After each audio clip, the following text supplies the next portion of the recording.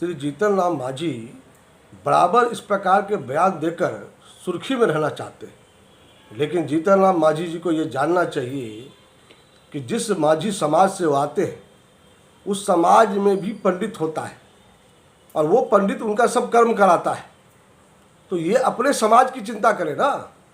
ब्राह्मण समाज क्या करता है, ब्राह्मण समाज क्या नहीं करता है, इसकी विवेचना करके चर्चा में बनने रहने की कोशिश ना करें। और जहाँ तक सवाल है ब्राह्मणों का, हमने हमेशा सामाजिक समरसता की बात की है। ब्राह्मण समाज का केवल विषय नहीं है, यह विषय करके उस समाज को तोड़ना चाह रहे हैं।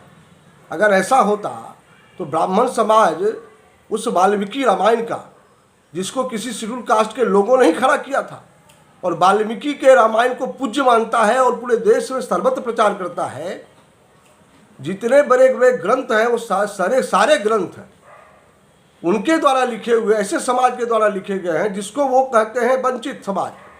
लेकिन उसी समाज ने, ब्राह्मण समाज ने, उस के द्वारा लिखित पुस्तकों को, ग्रंथों को प्रचार प्रसार का माध्यम बनाया।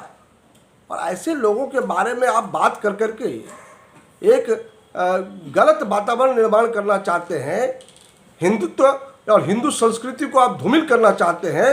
ऐसे लोगों पर कठोर कार्रवाई सरकार को भी करना चाहिए।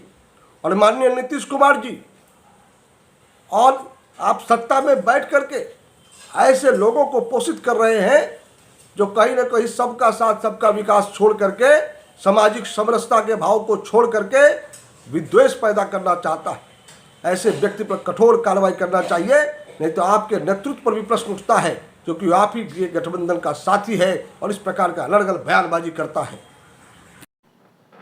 देखिए, भारत में हर आदमी को अपने अर्जित ज्ञान और अनुभव के आधार पर धर्म और पंथ के चयन का पूरा अधिकार है।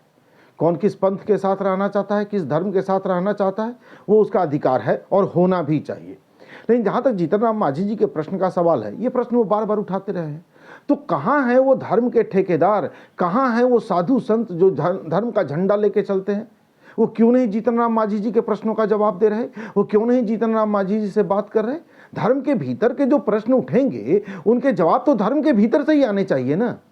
वो लोग कहाँ हैं? उनसे सवाल पूछे जाने चाहिए कि क्या आप एक राजनीतिक दल का प्रचार करने के लिए भगवा ओढ़ के घूमते रहते हैं और धर्म का धंधा करते रहते हैं? भारत एक लोकतांत्रिक देश है जहां सभी जाति धर्म के लोग आपसी सद्भाव के साथ रहते हैं। संविधान ने सबको समान अधिकार दिए हैं।